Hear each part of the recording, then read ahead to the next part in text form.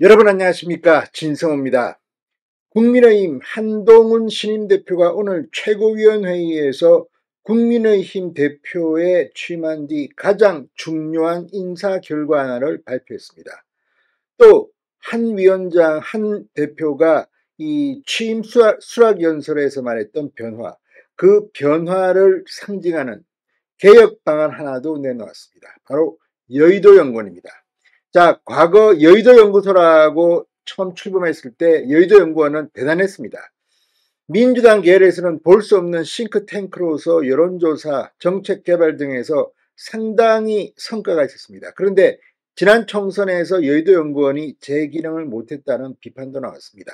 자, 이런 가운데 한동훈 대표가 가장 먼저 개혁의 대상으로 여의도 연구원을 지목한 겁니다. 이와 함께 가장 중요한 인사, 당 살림살이, 인사, 예산 이런 실무를 총괄할 당 사무처의 책임자, 사무총장의 재선의 서범수 의원을 지명했습니다. 자, 오늘 최고위원회의에서 논의를 시작한다고 했지만 사실상 임명을 한 것으로 보입니다. 서범수 의원, 경찰 출신의 재선 의원입니다. 울산이 지역구고 서병수 전 의원의 친동생입니다. 자, 아무튼 이제 국민의힘 한동훈 체제가 가동됐습니다. 한동훈 대표는 이에 앞서 가장 먼저 비서실장을 지명했습니다. 역시 재선의 박정하 의원. 자, 박정하 의원과 서범수 의원 모두 한동훈 대표가 전당대회에서 선출됐던 그날 저녁 만찬 자리에 함께 있었던 친한계 인사입니다. 자, 원래 3선급 3, 4선이 하던 사무총장 자리를 재선이 했습니다. 물론 재선이 때때로 했지만 한동훈 대표의 인적 풀이 아무래도 초재선 그룹에 많다는 것을 시사하기도 합니다. 자, 그동안 하마평에 올랐던 성석준, 배현진 의원 등은 다른 자리를 맡게 될 것 같습니다. 아무튼 한동훈 대표는 인사를 서두르지 않겠다. 지금 가장 큰 관심은 정책위 의장 자리입니다. 친한 인사로 교체할 것이냐. 임기가 2달밖에 안 된 정점식 정책위 의장. 한동훈 대표는 서두르지 않을 것으로 보입니다. 자, 오늘 최고위원회에서 한동훈 대표가 이제 실무적인, 이제 구체적인 발언을 시작했습니다. 지금 더불어민주당은 이재명 전 대표가 전당대회 선출 경선 과정에서 90%대를 계속 유지하면서 9대명이라는 말까지 나오고 있습니다. 재미도 없고 감동도 없는 뻔한 전당대회라는 비판이 나오고 있습니다. 이런 가운데 한동훈이 움직이기 시작했습니다. 진성호의 직설 시작합니다. 방송에 앞서 아직 진성호 방송에 구독자가 아니신 분은 붉은색 구독 버튼 눌러주십시오. 더 좋은 방송으로 보답하겠습니다.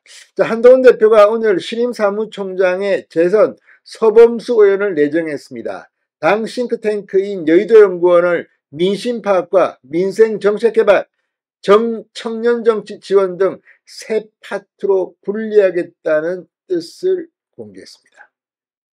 여의도 연구원의 개혁 방안이 나온 겁니다. 자, 한동훈 대표 오늘 국회에서 열린 최고위원회의에서 변화에 대해 유연하고 어려운 일에 앞장설 수 있는 인물을 찾아봤는데 서범수 의원을 사무총장으로 하면 어떨까 생각한다.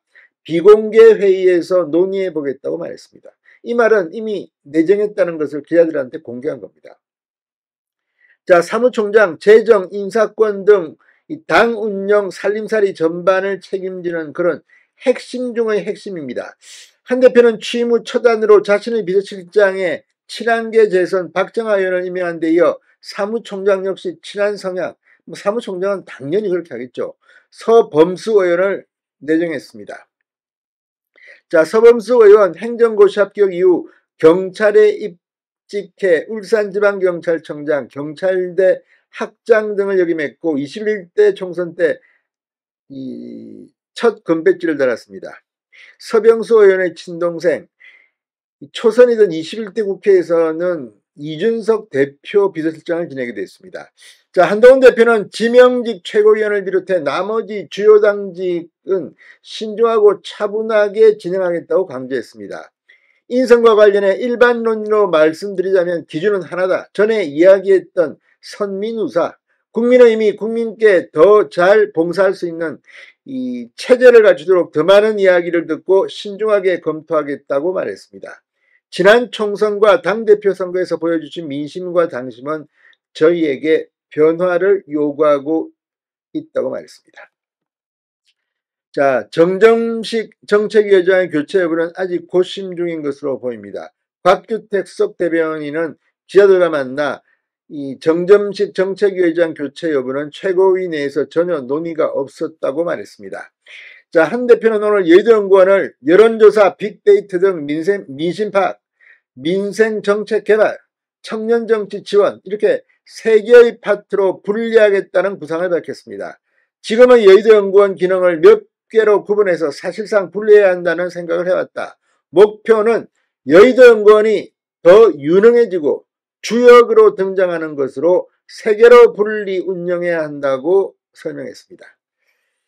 자, 목표의 방향은 여의도연구원이 유능해지고 당이 유능해지고 국민에게 더 잘 봉사하자는 것이다. 앞으로 많은 이야기를 듣겠다고 되어 있습니다. 진성호의 직설이었습니다. 여러분 감사합니다.